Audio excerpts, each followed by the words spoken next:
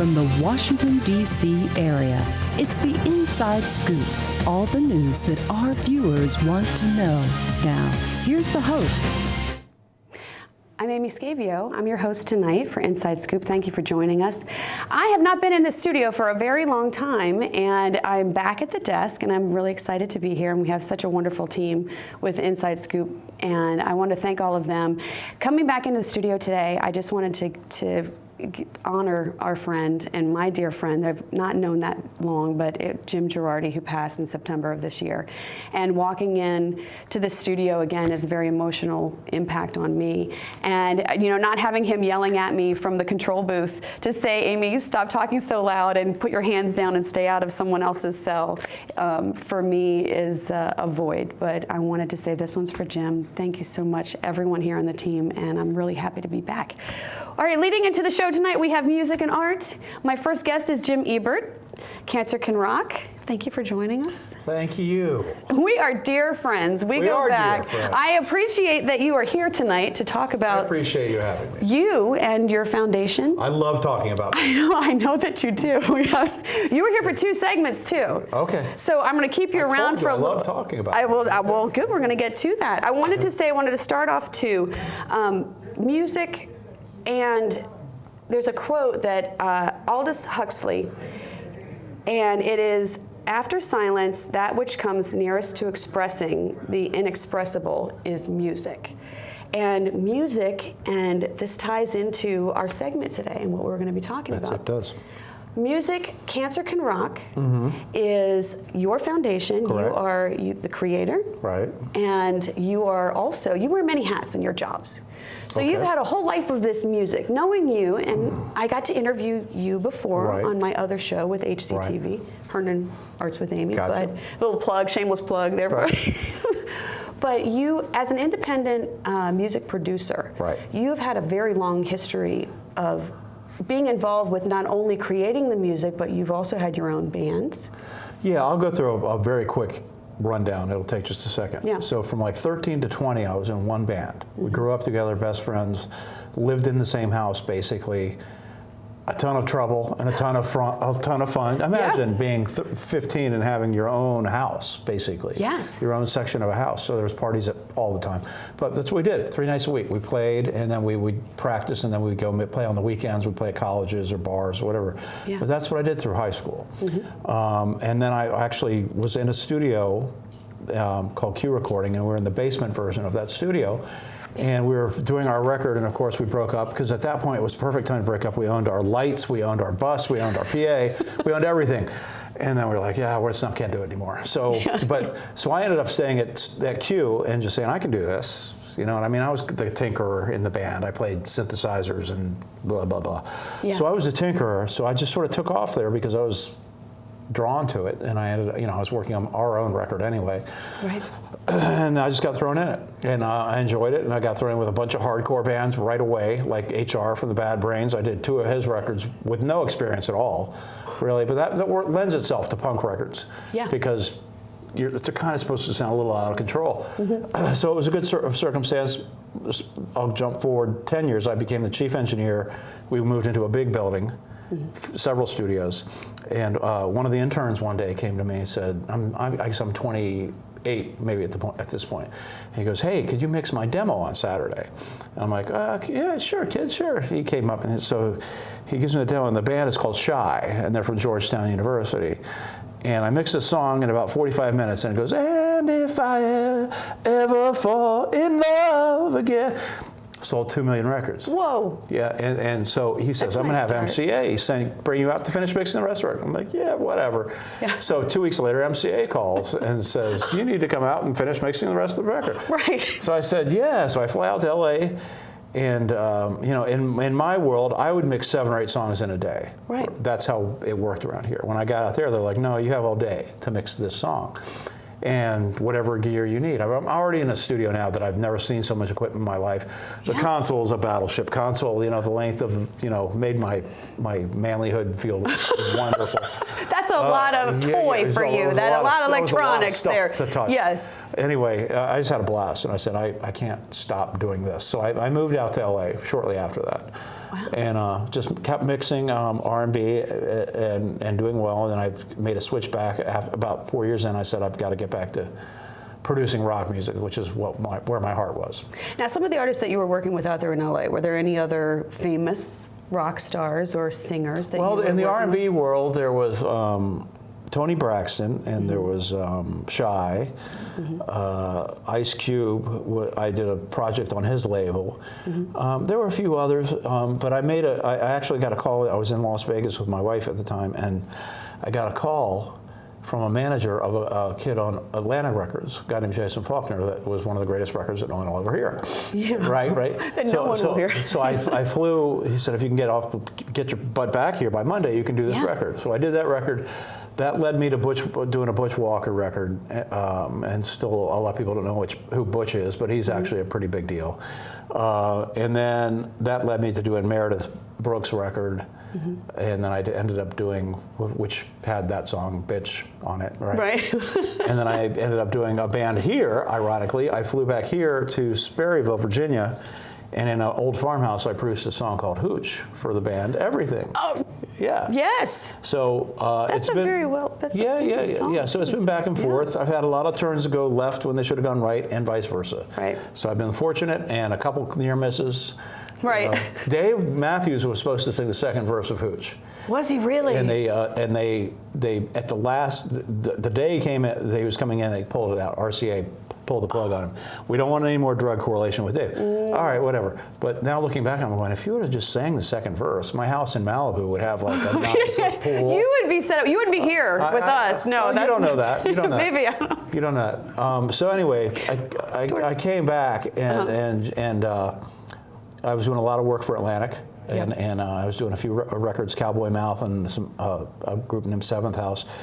Yeah. But I moved back to raise my son because he was 2 and I didn't really want to raise him in LA. Right. And that was a great move for him, right? For us as a family to move back. It wasn't the greatest move career-wise. It wasn't the worst. It wasn't the worst, but it was just. DC has their own. We have great talent here. We just don't have industry like Los Angeles or New York. It's not the city's fault. But in doing that, we're going to I'm going to transition for you right now. Okay. So go right ahead. after working back here 2 years, I was having this numbness in the side of my face. And I was at a bar with some friends of mine, and they go, hey, you should get that checked out. It could be serious. I'm going, no, it's a pinched nerve. It's a pinched nerve, right? But it didn't go away. So I went and got it checked out, and you have a mass. You have a mass. So I'm like, I don't even go to church. Yeah. Because it hit me all very slowly, but I never really took it very seriously. I will be honest with you. I mean, the doctors are always. Well, most people don't. I mean, that's something that they discount those pains and they don't get them checked out. But in your case, you needed to get it checked out. I did, and they said, I got 5 opinions. I was lucky to be married at the time with great health insurance, so I could get several opinions, which is, if anyone is watching this that takes anything away from me, get several opinions of whatever is ailing you, because opinions vary so greatly. Anyway, my ace in the hole, I guess, would have been Johns Hopkins. Yeah. And I went to them and they said, well, you have basically a year to live. And that was 16 years ago. And their bedside manner was not great. I'm not shooting down the hospital. I'm just saying my experience, right? Right. And then we ended up at Duke, who was very aggressive. They were like, well, you've seen the best physicians in the country. Yeah. Come see us. We have a different approach to it. We're going to help you manage it and help you make the decisions that you need to make about your life with you. We're not going to tell you got to do this, you got to do that. We're going to suggest this, and we think you're going to live. So I said, I'm going there. Yeah, let's go with that. That's a much better idea. Let's choose that option. And I just never really thought that I was going to die. I mean, I went through the chemo and radiation. And now, it was a brain tumor. Yes. Okay. It's called a brainstem glioma, and it's mainly what children get. Okay. And that makes sense because I'm a child. Well, nobody's judging you. I'm just saying. No. But what happens with children is they're so small, their brains grow very quickly, so the tumors grow with it, and it takes them out. Right. So now you went through the chemo, you went through all the treatments, Yeah. and you lived. You survived. Here you're sitting I with didn't us have today. actual Thank the Lord. I didn't have brain surgery because every doctor agreed doing the surgery would cause me more deficits than I'd want to live with. So you went through the chemo, and how long did that take? I did it on and off about 3 years. 3 years. Yeah. So now from that, Cancer Can Rock is born. Yeah. Lead us into that. So I have this foundation. It's called Cancer Can Rock. I was driving back from Duke, I want to say 4 or 5 years ago, and I just was kind of going, there's got to be more.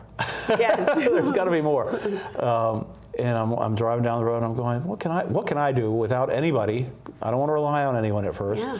And I said, well, I do what I do. I could find people that have cancer and I can bring them in and I can get everybody to play gratis or whatever I need to do to get it done. Yeah. And then I teamed up with, at the time, Bruce Parker, because I realized that my skill set is not organization. Right. I can handle and manipulate people working together and everything else. But as far as documenting, saving, filing taxes, all that stuff, I'm horrible at it. So Bruce came on board, got our 501c3 status, all that stuff in motion. He unfortunately had to leave because he switched careers and moved and everything else. But so he, with advice from a good friend, Joe Mora, his name was a keyboard player, who runs the Boomerang Foundation, he just looked at me and said, just do it. Yeah. Just go do it, and all the other stuff will fall in place. And it did. The 501 landed very quickly, like 3 months, which is very quick. And we just started trying to advertise, which, in doing this, I've learned that it's much like any other business to create awareness that we exist. And that's been our biggest hurdle because we don't have a marketing budget, of any size. So it's been word of mouth, getting these artists to come in, and it's been beautiful. We've had 7 artists up till now that have come in with their song and put their experience down in life. We unfortunately lost 2 of them this year. One of them is a very close and dear friend of mine, Stuart Jewell. You saw his photo with Jim and I earlier in the show, and they had put it up behind us, and this is Stuart here, and then me, and then you. Yeah. And that was at Q Recording Studios when I interviewed them, and Stuart passed earlier this summer. Yep. And that's been the hardest thing about this foundation. Yeah. Because I make friends they're more than friends. Yeah. And then to see them pass, was just heavy. And then, but Stuart's wife came up to me. Yes, Janice. Yeah. And she said, Stuart said that was one of the best days of his life. I know that it was too. I know that it was. We're going to cut away to commercial. We'll be right back. Don't go away. Stay tuned. We got another guest coming on with us. Did you give me the 2? I didn't see it. One day these rats were playing in the woods. Wanted some matches and that's no good. Listen to smoke before you give it a try. Only you. Don't play with matches. Don't play with fire. Cause there's nothing very funny about rigged out money. Nothing very nice. Holy smile. So if a gorgeous force is what you desire, don't play with matches. Don't play with fire. Only you can prevent wildfires. Fire. Why don't you just wash your car at home? When I wash my car, everything runs down the street and down into the storm drains. With all the chemicals in the soaps and waxes, the last thing I want to do is poison my own drinking water. At least here, it's all contained and recycled on site. That's why I also take my car in for oil changes instead of doing it myself. I might take a chance on spilling stuff. You know what the best part is? What? More time to kick back and watch the game. How far would you go to protect the planet? I want you to build an ark. Here we go. Okay, that's good. Oh, okay. Ow! Maybe there's another way. People, the flood is imminent! Is it too much to ask for a little precipitation? Go to fightglobalwarming.com to find out what you and your community can do to reduce global warming pollution.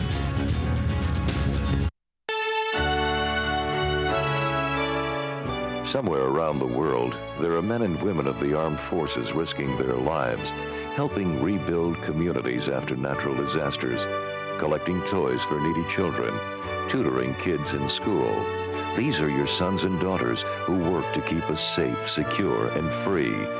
Dedicated men and women who put their country first.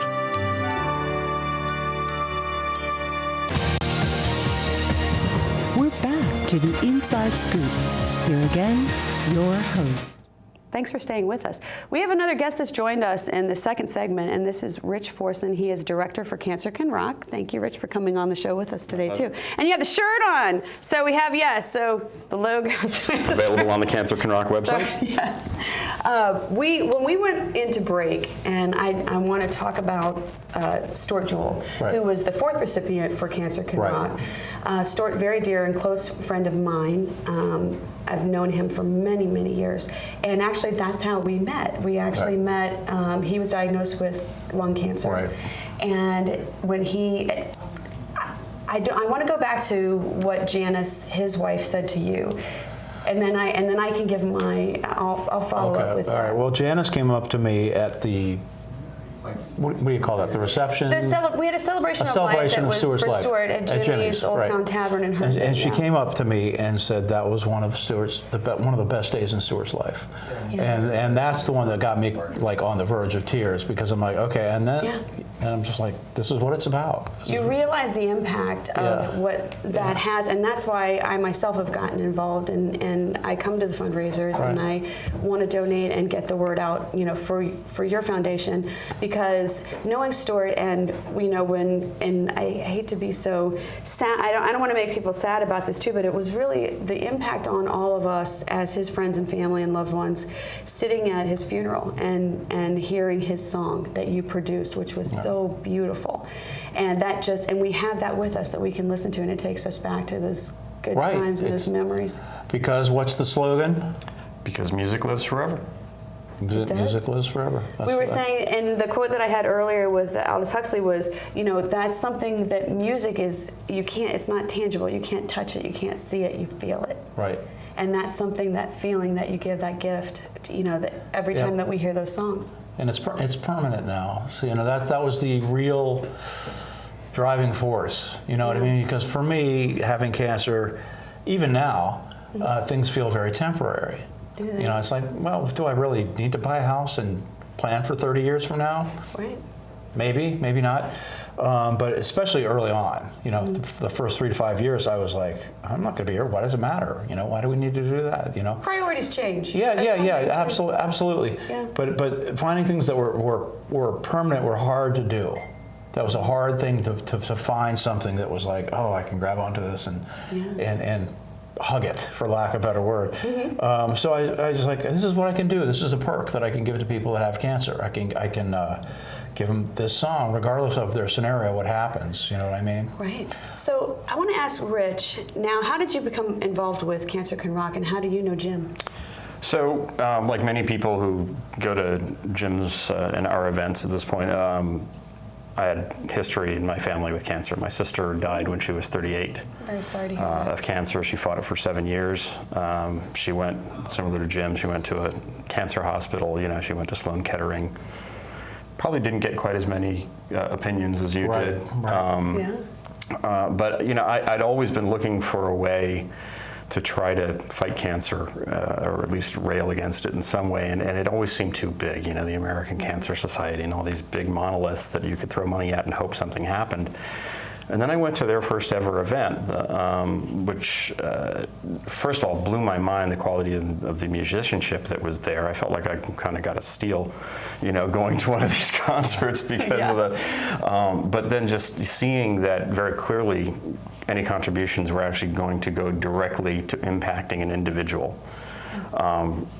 Really got me interested, and I've been fortunate enough in life to have a successful business, and my business partner was gracious enough to work with me in sponsoring some of the events as well, and provide some funding for Cancer Can Rock. And I lack of a better term, I became a groupie. I couldn't stop. Right. And so after a while, I think he just, I gave up. Yeah. Okay. You hung around long enough that you said, fine, you can stay. You're in. You know, and hopefully some of what I've learned in running my company, Network Depot, is something that I can help as Bruce did when he first started. Yeah. We have just a bunch of really dedicated artists and musicians and people that are just looking for a way to give. And the challenge, honestly, for me is finding ways to make sure we can always catch up. Well, on that note, how can people contribute to Cancer Can Rock, and how can they become involved with this? Well, they can. organization? Our site is very easy. cancercanrock.org. Yeah. Super easy.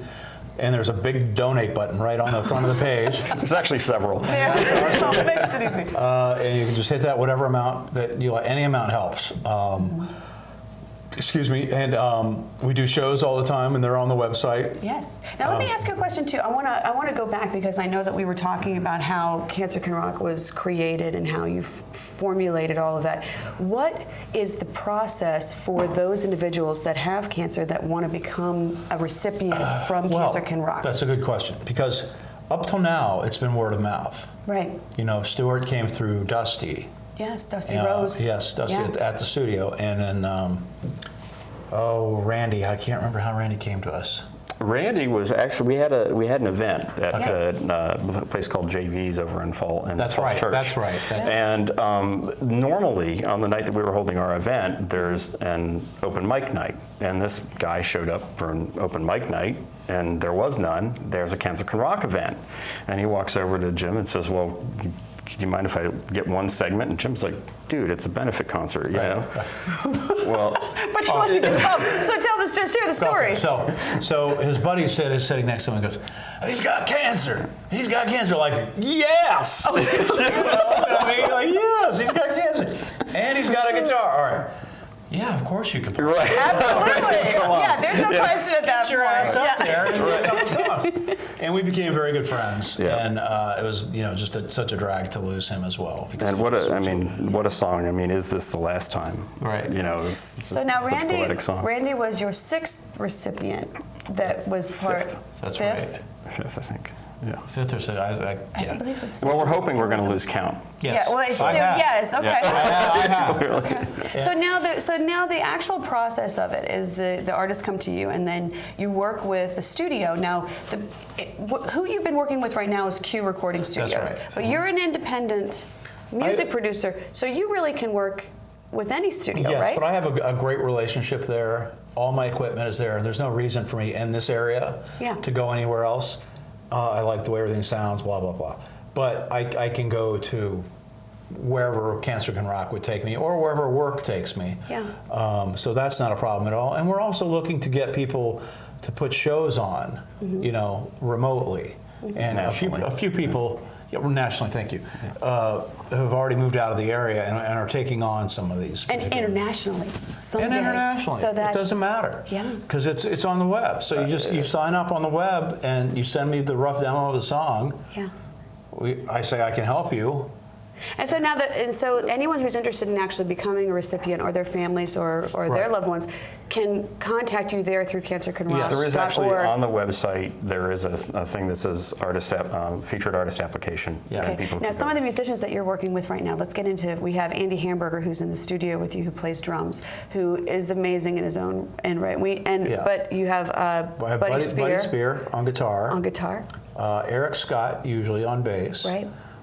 We've had Holly Montgomery on for one artist so far. She's amazing too. So I play keyboards or background, whatever the null is, I try to fill it. Yeah. It's been great. You know what I mean? Our first artist, she had just decided at 40 that she was going to become a singer. She had gotten past her cancer. She was like, I'm doing something else with my life, right? Mm-hmm. But she was not close to pro, but she was good. So it was like, yeah, let's do it.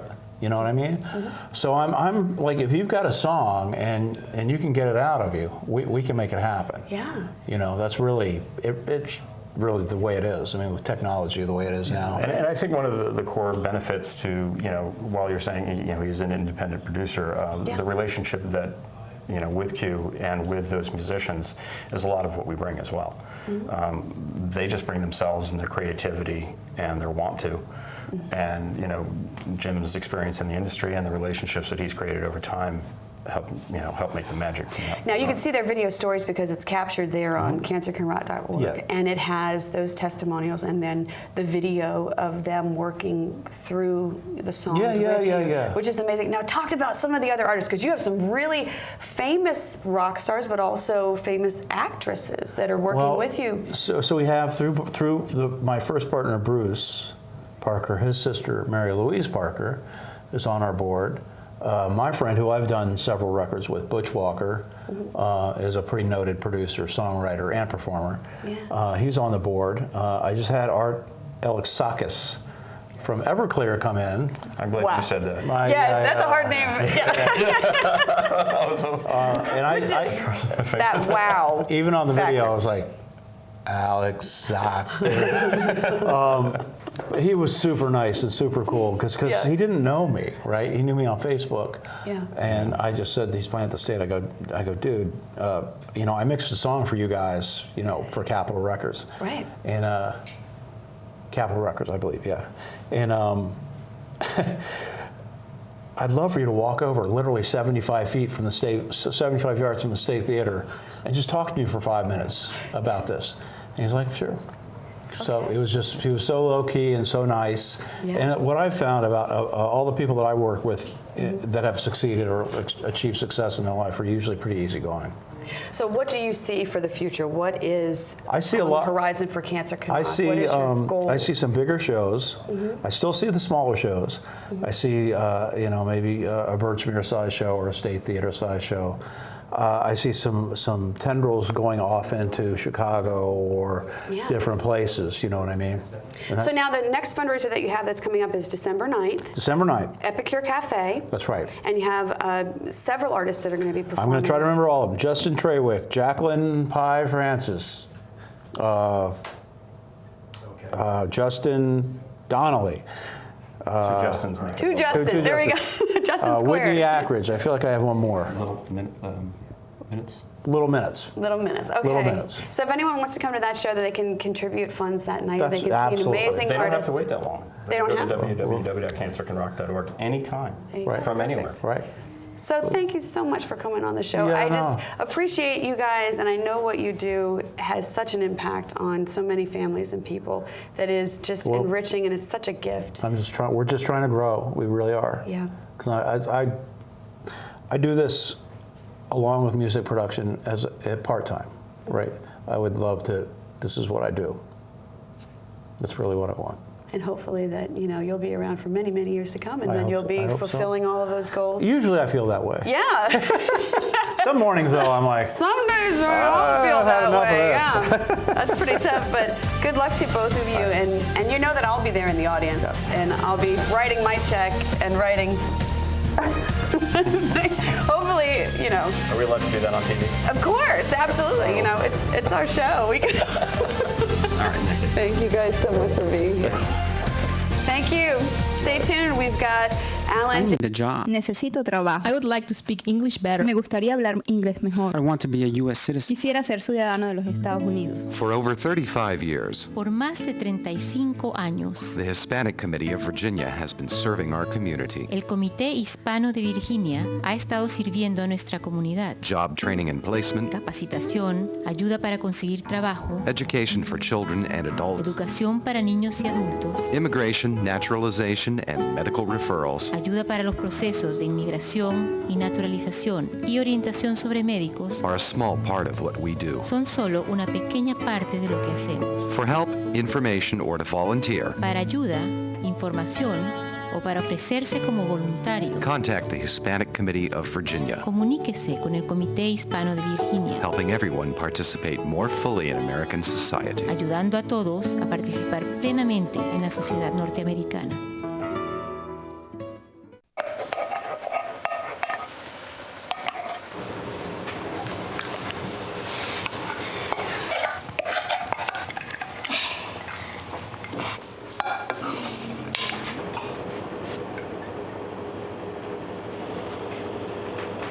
Hey, Lena. Where's yours?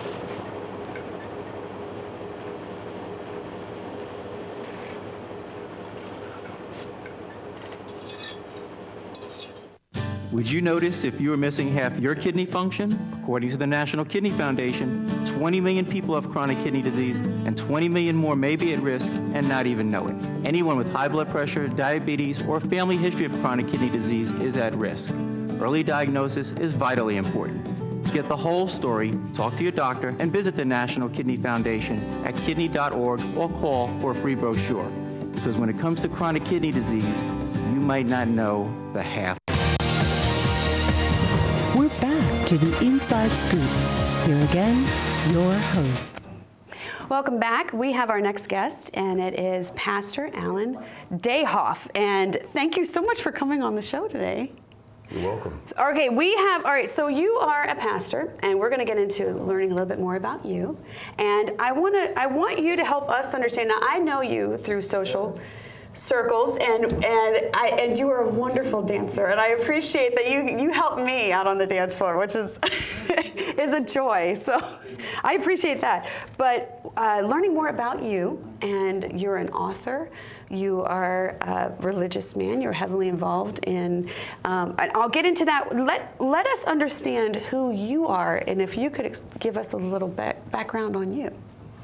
So maybe the quickest way to understand is I have 3 laboratories that I work in. Okay. The first one comes from this book, Church in a Blues Bar, Listening to Hear.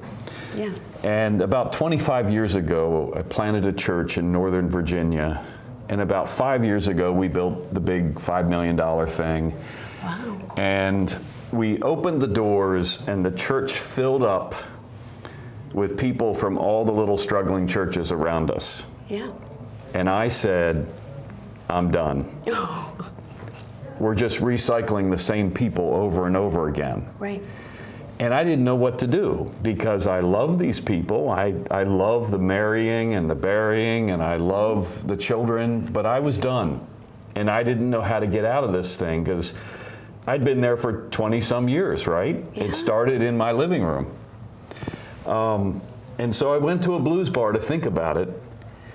And after about 4 months, I walked in, and a group of people were sitting there, and they said, "Sit down, we have questions for you." And I thought they were going to throw me out of the bar. And they said, "What do you do?" Yeah. And I always tell the truth, and I said, "Nothing." And so the waitress who flitted by said, "I think he's a priest." And they all laughed like a priest in a blues bar. Yeah.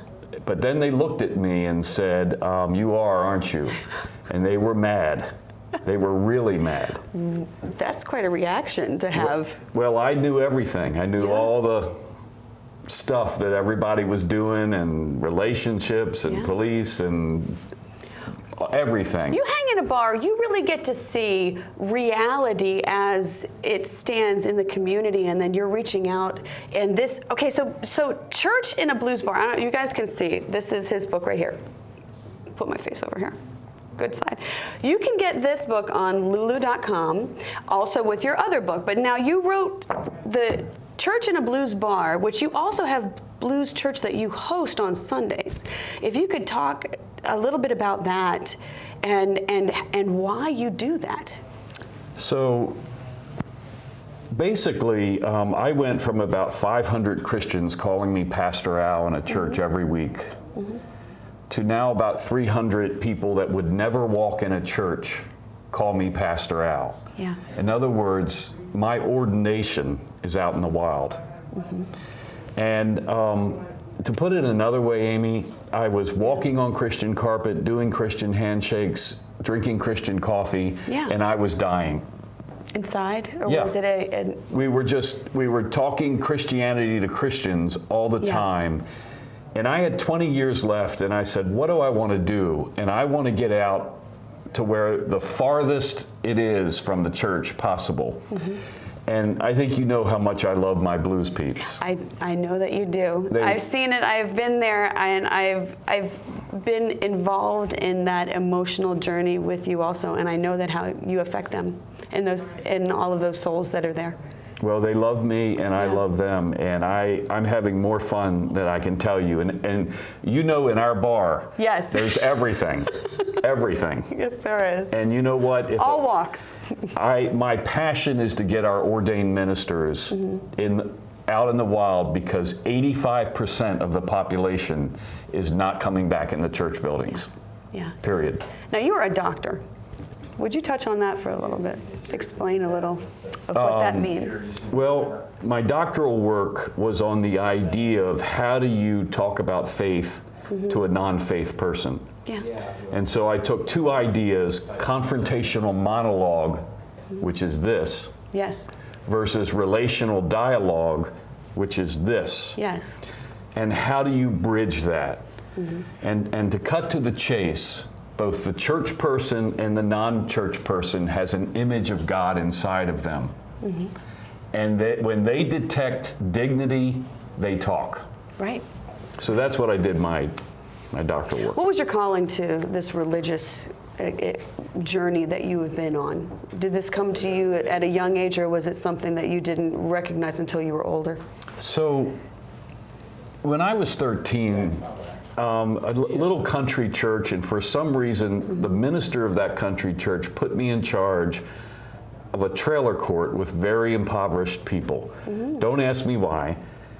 And he said, bring the children from that trailer park to church. And I just, in my little 13-year-old head, said, okay.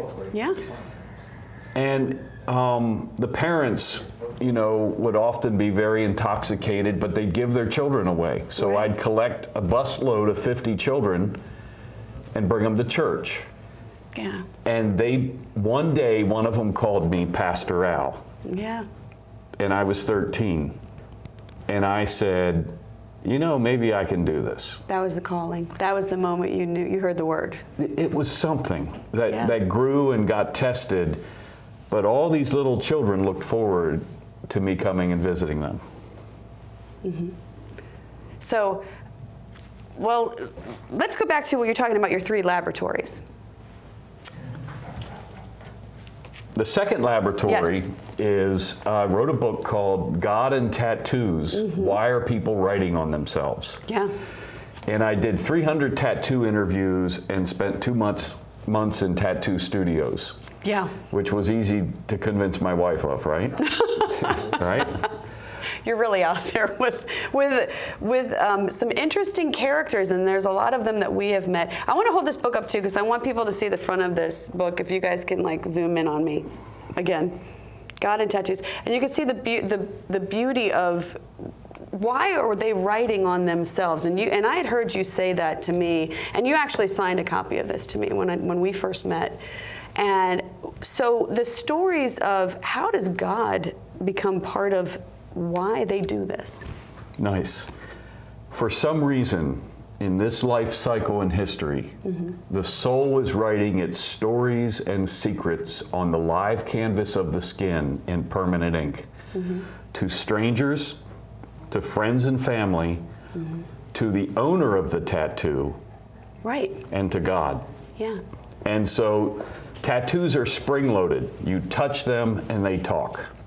Now this is that wearable art. Now I was talking about earlier in the show, we were talking about music and art, and music is something that you feel, and art is something that you see. But that art also evokes that emotion, but it can also be a call for help. It could be something that is empowering and expressive within themselves. If you could share stories about, some of those individuals that you spoke to. You just had a book signing that was at JV's, and I know I missed it, and I'm very sorry about that. Had a scheduling conflict, but we have a picture of you sitting on stage, and you're there, and you're telling and sharing the stories. And I'd love for you to share some of the stories of those individuals and why they do that.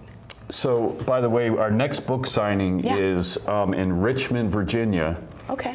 At Lucky 13 Tattoo Studio on December 13th. Okay. And so, I don't know if this is going to work, but I'm trying to get a whole bunch of church people in a tattoo studio. And here's the idea. The inside is writing on the outside, right? And so, what better people to begin to learn and understand this than the church. And the church is saying, how do we get connection with people? And here we have people walking by us with intimate stories and pictures all over them, and we completely missed the message. And there's so many stories I talk about in here. I don't know if I have time to tell you one. Well, no, please do. I used to set it up where I would go to Starbucks and say, meet me here and this, and then it got too clunky and clinical. Right. So then I just chased people down the street, right? Or said, that's interesting, and walked up to them. Yeah. So I was sitting on a park bench or a bus bench in Virginia Beach, and there was a little girl there. She was probably 20. And I sat all the way on the other end, and I didn't want to be the creepy old guy, right? So you have a mission. That's what, I mean, there was something more to this. This is God's work. This is not just, hi, how you doing? So I said to her, she had a little girl skipping on a tattoo. And I said, I like your tattoo. Does it have meaning? And she just turned away. Oh, okay. She looked the other way. And I waited, and I said, she's pretty. She didn't say anything. And then she said, as her head was turned away from me, she said she'd be 3 today. Oh, that she was gone in that memory. And I said, she would be 3 today. And then as she was still looking away, she said, I had a boyfriend, and he said he would marry me after I got pregnant. But then he said, only if you get rid of the baby will I marry you. And so she did. And then they broke up. Yeah. And so she put a tattoo on her as a memory of her little girl, and she just happened to be 3 years, she would have been 3 years old. On that day. On that day I was sitting on the bench. You know, looking at like how religion impacts so many people's lives too, and that's something that you're bringing out, you know, to the masses because you're out there living it in day-to-day life. I know we're running short on time. Our segment's almost over. What is a consistent thread that you found with the tattoos and what those stories are, why they wear them? People are writing about their wounds. Let me give you chapter 1, for instance, is suburbia took away tombstones and cemeteries, and the tattoo artist brought them back. So people are writing the dead all over them. It's as though culture got tired of being away from their dead, and suddenly a lever got pulled and boom, they're on our skin now. How can people, how can they get in touch with you if they wanted to? I know they can buy your books on lulu.com. Tattoos, and also the Church in a Blues Bar. Your website? evangelizetoday@gmail.com is my your email address if they want to get in contact with you to become involved. And then to what's up next? You have another book that you're working on. You know, I am. I know. And it's the title of the book is called The Genius in Our Wound. Have you found yours? That's an exciting one. So what's the topic of it? I know we're going into commercial, but at the darkest place of your soul where you hurt the most, there resides genius insights. That's amazing. Thank you so much for being on the show today. Everyone, don't go away because you know what? We've got our final guest that's going to be on the show, and you don't want to miss it, Ron Goad. And thank you so much, Pastor Al, for being here, and I'll be dancing with you. Saving for retirement might be easy for some folks, but for others, it might take a little more work. And for those who haven't started, there are still things you can do to catch up. Oh, that is good news. Like getting out from underneath past debt. And don't get wrapped up with high-interest credit cards. Get you some eyes. Be diversified with your investments. Don't put all your eggs in one basket. Your financial goals are not out of reach. The choice is clear. For a happy ending, choose to save. Everyone with alcohol and drug addiction is in the same boat.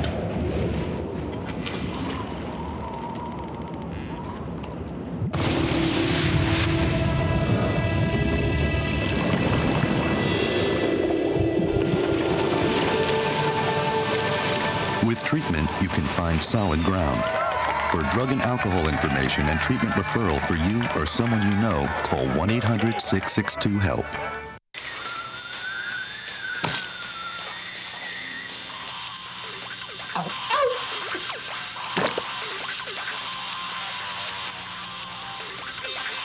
are you sure you want this tattoo? Because just do it.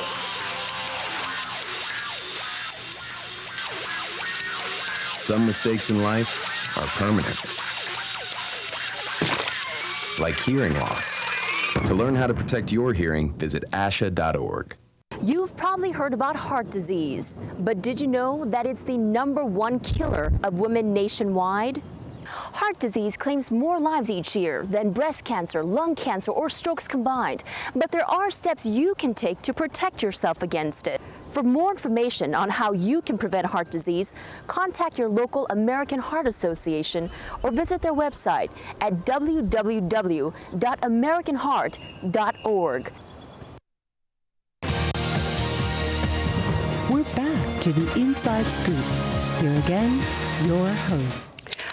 Welcome back. I can't even believe we're in our 4th segment already. Ron Goad, thank you so much for coming on the show today. You are a teacher, impresario, percussionist. You are a talent scout. You are a musician. You're a singer. The many hats that you wear is endless. And I'm gonna need to have you back because I already know that we're not even gonna scratch the surface. I actually thought about bringing a lot of hats, and I thought every minute or two I would put on a different one. And you do wear a lot of hats because when I came to see you down in DC and we were part of, we came to view Steve Coffey's "The Rain Follows the Plow." That's right. And we came to see you perform in that show. I was Scratchy the bartender and Slappy the cowboy, or the other way around. So the actor, That was so much fun. Covered. Rainfollowstheplow.com, Steve Coffey. It was an amazing little folk opera, and I hope that it makes it to Broadway someday. And now, talking about all of your friends, let's just go back. First of all, 85 albums. Yeah, you play drums? I play drums and washboard and hand drums with all kinds of different acts, and it's a lot of fun. Yeah. I'm in the process of recording right now with Betty Morrell, for example. She was president of SAW, Songwriters Association of Washington, back in 2002. And she's putting together a CD with Marco Delmar, so I'm happy to be part of that. We have so much to cover. SAW, let's start there. Songwriters Association of Washington, D.C. Yes. You were actively participating in that, and you've been involved since 2002. I was asked to judge a song contest, Mid-Atlantic Song Contest. SAW has been around since 1985 or so. That's right. And it's a lot of fun. So the contest is, I think, very, very important because people enter the contest and judges listen to the songs and pick their favorites, and the prizes are really cool. Yeah. So we have a compilation CD that comes out every year with the winning songs on it. I've got so one to here give is, you. and I know I was going to say because we have a whole box of goodies that are here, and this is, I don't know if you guys can see if you're going to I'm come not sure in. where to put, but those are the winners from the contest last year. The judging is underway And this is for right me? now. I get to keep Yeah, this? it's yours. And I get So gifts you've got too. the gold, Wonderful. the silver. It's part of the idea of distributing it to movers and shakers worldwide, and that's you. Well, this is what you do, is you promote them and you help give them that step up, and you're involved in scouting out that talent and working with these artists. It's a lot of fun, and there are plenty of other people out there who like to run open mics and showcases and concerts, and I don't know why we do what we do, but it really is fun to put other people on stage and watch them shine. Yeah. Now you host a couple open mics, and you're out there like Epicure Cafe. That's something that you do that is weekly.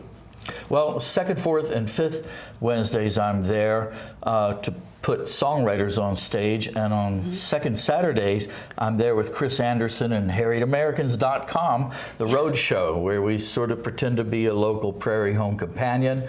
We have a house band, we have musical guests, we have a comedian, we have a poet, and things go wrong, and that's why we're Harried Americans.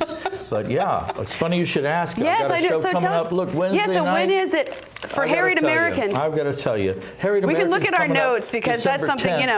Well, I've got notes here too about the show Wednesday at the Epicure in Fairfax. Look up epicurecafe.org. It's a home away from home. Anna Keller, the Harried Americans, Scott Spur, Jeff Smith, Dominic Cicala, and Gina Sobel from Charlottesville. So then we're going to have a Magic Moments jam session, and all these people will get to meet each other and hear each other and collaborate at the end of the night if they can stay awake that late.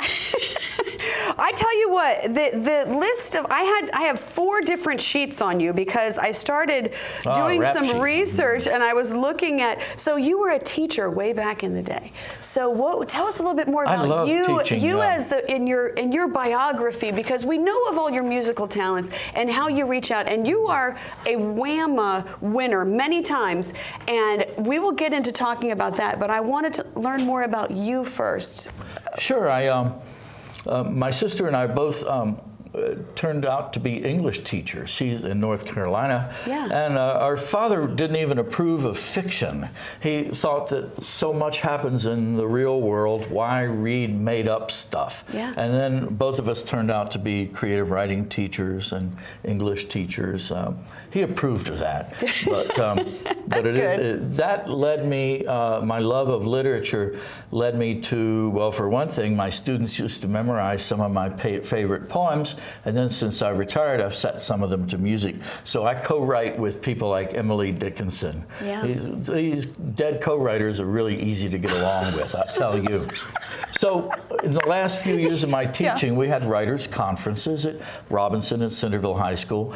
And I started getting these songwriter types to come in. Right. And I just fell in love with them. So I work with songwriters to help them with their lyrics and their production and overcoming stage fright, or getting a vocal lesson or a mandolin player, whatever I think is going to improve their act, whether they want to or not. You have been in this area since 1969. I moved up here from the Shenandoah Valley, and I love the Beltway area here, and it's a great launch pad. Don't you agree? Oh, I do agree. I know, because there's so many at our fingertips. You can have any type of, art and music, and I mean, looking at it from the performing arts, which is your genre, and being out there on stage and so on. Share some of the stories with us if you could. Like, I know we have an entire box worth of CDs that are here. You have been working with local artists and musicians for decades, and you have a catalog we were speaking about. If you could touch on that.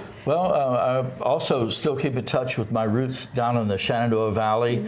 I'm from Front Royal, Winchester, Strasburg, all those towns down Route 11.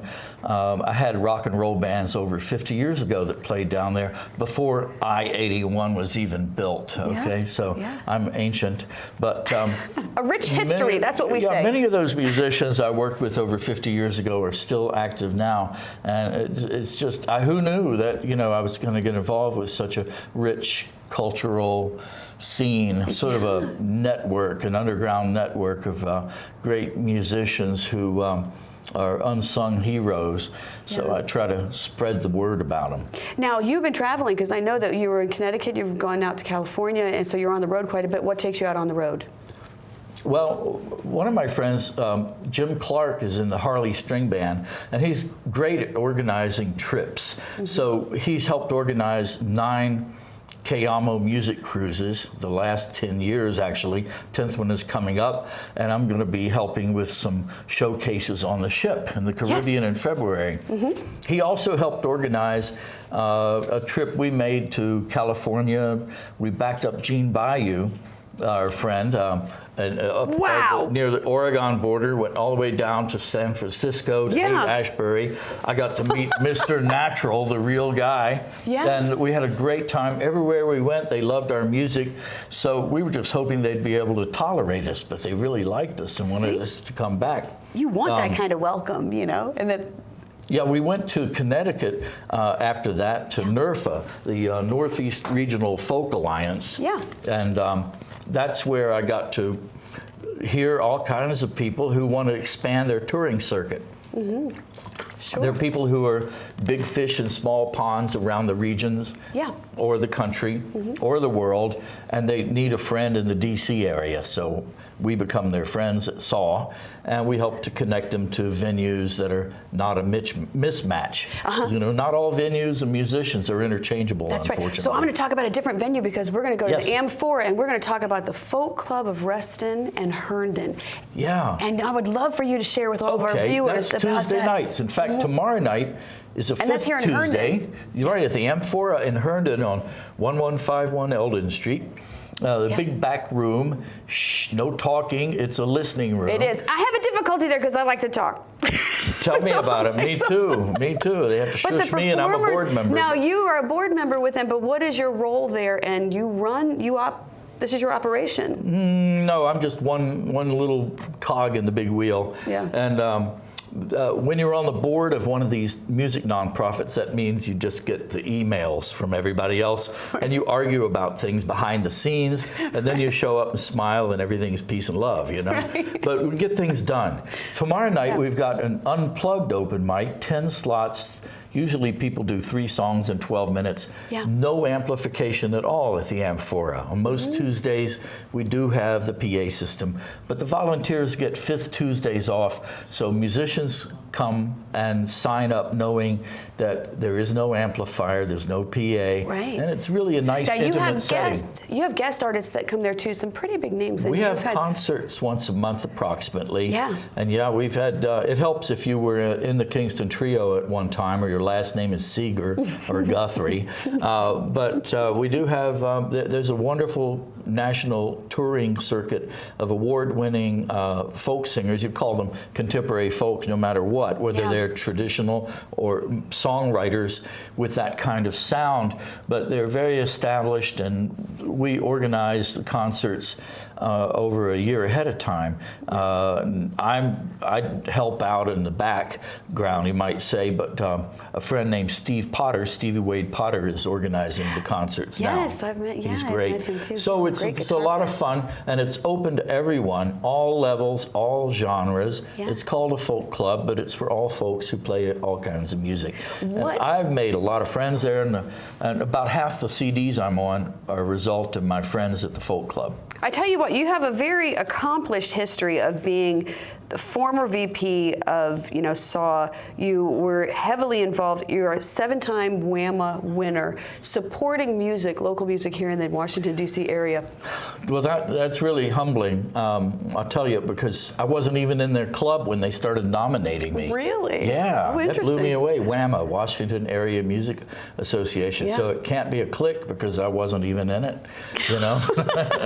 And well, there you go. That speaks a lot for that organization too. Anybody may join WAMA. The newsletter is fantastic. It's all encompassing, not just songwriting, but all the venues, recording engineers, studios, everything having to do with music, even best album cover. So the whammies, I think, are really significant. And if you go to whamadc.com and look up the old ballots from years and years ago, it's like an encyclopedia, a great history of the DC music scene going back to Duke Ellington, Eva Cassidy. Oh, yes. Oh, God, Eva. It just goes on and on. So well, let me check it say, out. we're getting ready to close out the show. I can't even believe that it's already over so fast. What is coming up for you down the road? Well, I've got this show Wednesday at the Epicure that I hope people will come to listen to Gina Sobel from Charlottesville. She's so talented, and we're going to have a good time. So check me out. Be my friend on Facebook. Ron Goad, RONGOAD. I'll be your friend too. Thank you so much. You're my friend, and I'm so happy that you're here. And thank you, everyone, for watching the show tonight. I hope you really enjoyed it. I have. I'm so happy to be back in the studio and here. And I'm just beyond overjoyed. Thank you so much for watching, and I'll see you next time. Good night.